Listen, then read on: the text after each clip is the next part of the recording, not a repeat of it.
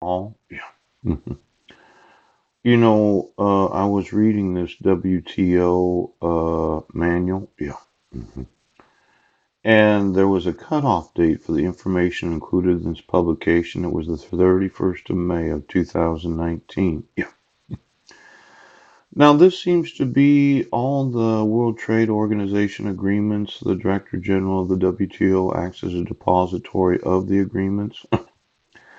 The multi and plurilateral trade agreements annexed thereto, yes, as established by the decision of the Council on the 31st of January 1995.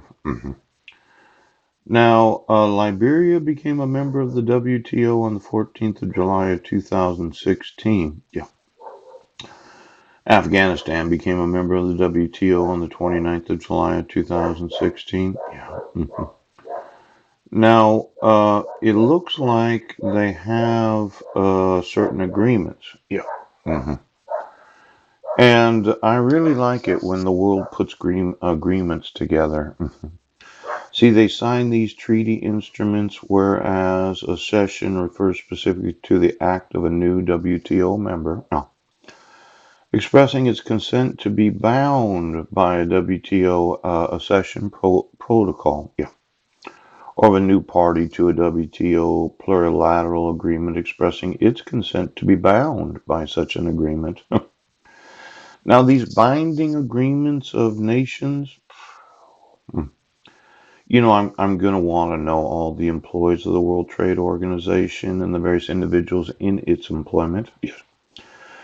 Now, the World Trade Organization emerged from multilateral trade negotiations launched by the GATT 1947 Contracting Parties meeting at the ministerial level in Punta del Este, Uruguay, in 1986. Yeah, the Uruguay round. Yeah.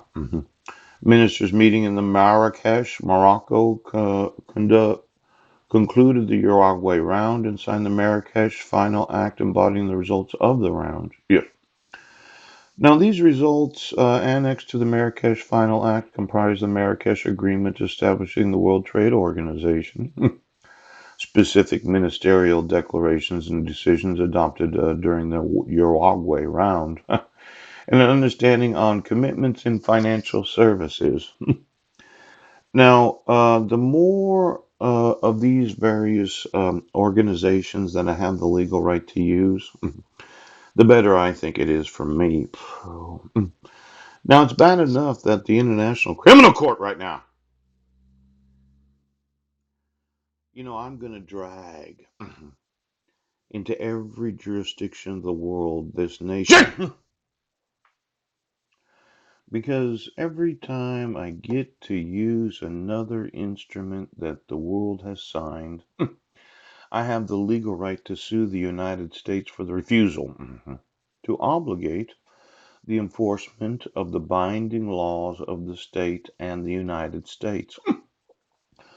Now, yesterday, I just kind of took the whole day off. Yes. Watched television. Yep. And I watched the news and I watched all these various events going on throughout the world. And I thought, you know what? How am I going to make sure, yes, that every state of the United States does enforce the actual laws of the United States? As a nation, we seem to think that the White House only has the right to use the WTO, the United Nations. Yeah. But I'm one of those individuals that got a marriage certificate issued from the United Nations. See, I'm that special American.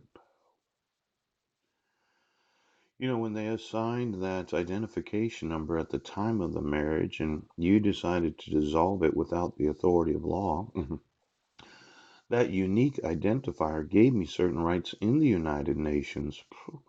Now, let's say that the United States refuses to enforce the laws today. I'm thinking I'm using the World Trade Organization to sue right now.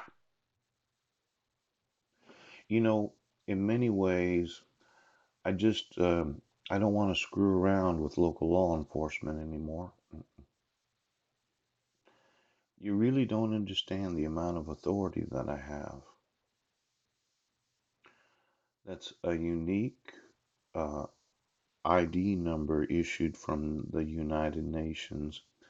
That as a citizen, I have the right to go to the United Nations and request a dissolution of marriage.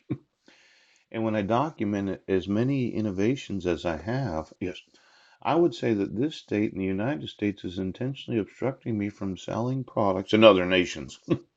Now, it's one of these big lawsuits because I am actually going to use the United Nations. And that means I am going to actually